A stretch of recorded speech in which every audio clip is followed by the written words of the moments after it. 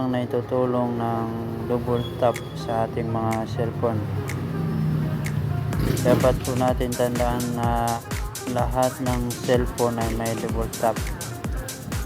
Kaya nilagyan ng double tap ang ating mga cellphone dahil para hindi masira ang ating mga power buttons. Pag in-on mo ang double tap, hindi mo na pipindutin ang power buttons. Dito ka lang sa screen magta-tap, nag-on na yung screen ng cellphone mo. Kaya kailangan yan. Dito po natin mahanap ang double tap sa settings. Ngayon nandito na tayo sa settings. Hanapin natin ang gesture and motion.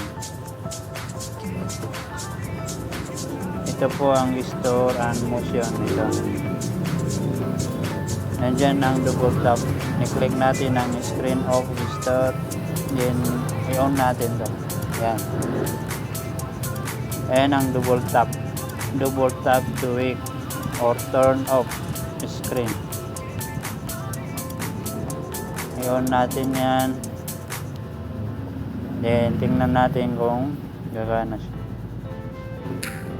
Naka-on na ngayon ng ating double tap sa cellphone. Kailangan yan para hindi masira ang ating mga power buttons. Ayun lang po. Maraming salamat.